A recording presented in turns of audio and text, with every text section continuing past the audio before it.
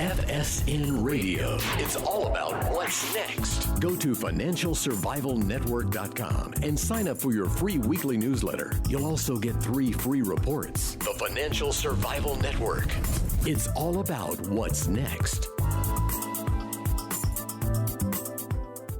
Welcome. You are listening to the Financial Survival Network. I'm Kerry Lutz. Today is the 8th day of March 2017. So Obamacare, Obamacade, maybe it's Trumpcade now, I don't know. But with us to hopefully get some insight into exactly what is going on is Don Mazzella. You know him well, been here many times. Don, you're a veteran newsman and commentator and COO of Small Business Digest Publications, as well as author of many books, including An American Family Sampler. So welcome back, Don. Thank you. I'm always glad to be with you. Hey, so the Republicans finally released it after 7 years. We finally actually don't have to see it passed to know what's in it, and what's in it isn't real exciting, is it? Well, I just finished writing a piece. It must be good because everybody hates it. Whether it's the left or the right or the center, can't find anybody that likes it except maybe the Wall Street Journal, which I'm just reading the editorial. But the real point about it, it's a starting point. You and I know the art of politics is compromise. So making sausage. Yes. You're Italian. You like a good spicy Italian sausage. How do you make a sausage, Don? How did your mother used to make a sausage? Well, that's one thing she never made. But the idea you make it with chopped up, you take a lot of different meats, you chop them up, you blend them all together, you put them into a pig's casing, a stomach casing, and you're off you go. Yeah, and that should. It ain't pretty, is it? The ironic part is that the seeds for a fairly decent health care bill is there for the taking. If I'm just reading a headline, the Democrats came out and attacked it on the first committee meeting, and then the right and the Republicans attacked it, the left attacks it. But the point is, there is general agreement that some things need to be done. For instance, if you have a precondition, you should still be able to buy health insurance. You should also have it on, you can keep your kids up to 26. That just recognizes the fact that our kids can't make a living by themselves anymore. Hey, well, here's my question. If you like your doctor or your health plan, can you keep it? Well, you couldn't keep it under Obamacare. And the point is, it's ironic. The insurance companies who came out in favor of Obamacare and got their butt kicked, now are sitting there realizing that they gave away so much that it's almost impossible for them to get it back. If you look at some of the numbers, some of the analysts have put up, it'll be impossible for the next 2 years for insurance companies to make money outside of Medicare supplements. Because if you really look at the various health insurance companies, the only way they make money is at Medicare and Medicaid supplements. Right. And so, we're sitting here talking about it, and I just feel President Obama made a mistake. He should have tried to come to a compromise with the American people, with the Republicans. He didn't. It's very ironic. If you look back at the 8 years, and they paid him $65 million for him to tell his side of the story. If you look at his administration and when the books start to come out, you're going to see so many missed chances for him to reach out across the aisle and create the toxic atmosphere we have today. Well, it's hard to reach out across the aisle when you bring a gun to a knife fight, right? That's a good way of putting it. And, I think he set the tone when he said, I won the election. Yeah. He might have won the election. He won the second, but he did cost the Democratic Party 1,000 seats in legislatures and 12 senators, et cetera.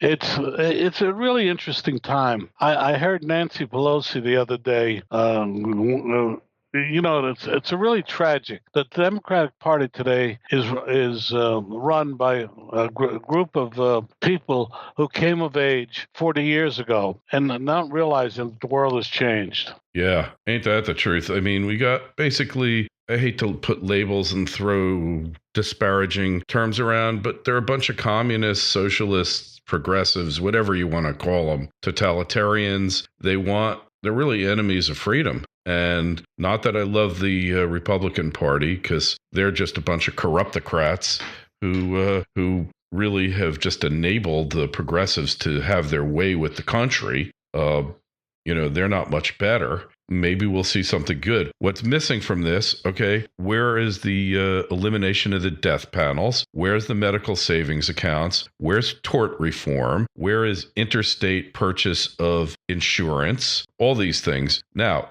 the one thing that they can do is if they can pass a bill through the Senate, then they can go to reconciliation and get anything they want in that bill and then pass it with 51 members of the Senate and a simple majority of the Senate, simple majority of the House. So I guess if they can just make it palatable enough to pass a bill, is it worth doing the nuclear option and getting rid of the filibuster in the Senate to pass this thing, Don? No. They used to call the Senate the world's greatest deliberative body, and I believe in it. I was brought up having covered the Senate and having covered Washington. When people talk, it leads to compromise. I'm a big believer in compromise. I don't know if you've ever seen the movie Advise and Consent, which was done in 1962.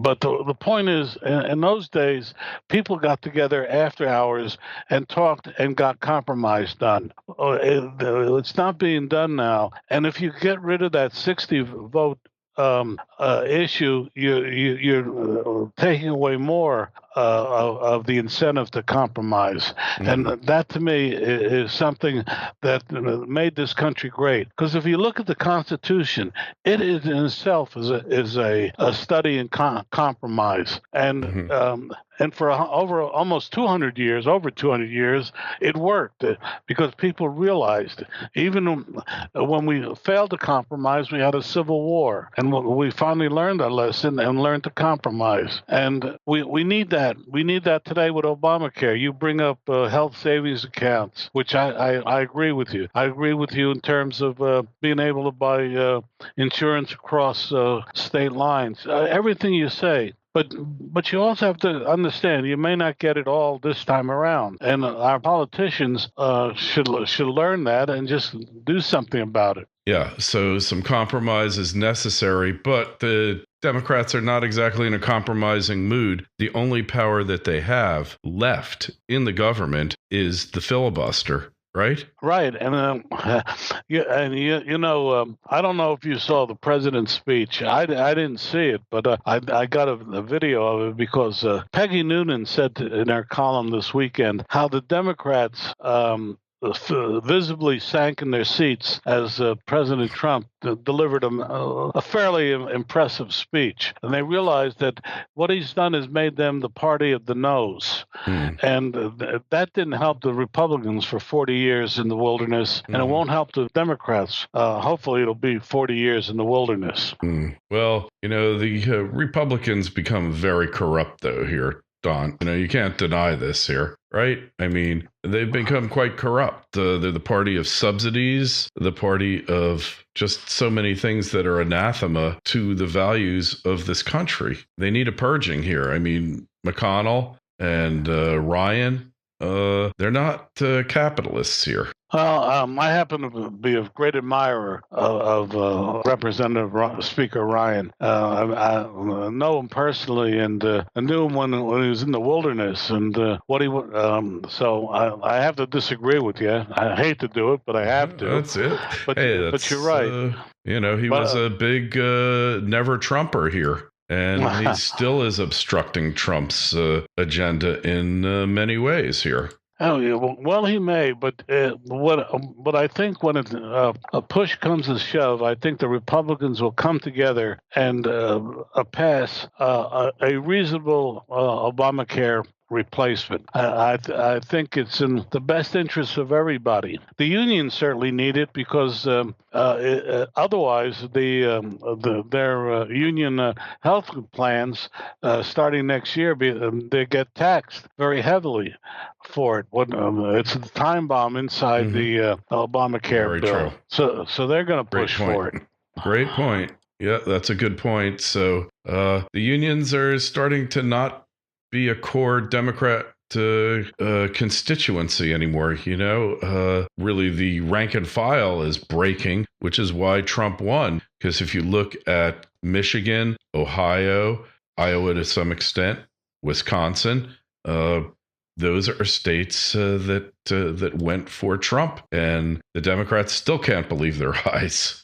No, Hillary Clinton has just announced that she's coming back into politics, but that's another story. But I wasn't aware she left, but neither did anybody else. But she just announced. I haven't. I just heard this tangentially at my lunch table just now. Really? But I'd also like to point out that if you really sat down and looked at what the Democratic Party has done for blacks over the last 40 years, why they continue to support them is beyond me. Yeah, it's the plantation here, right?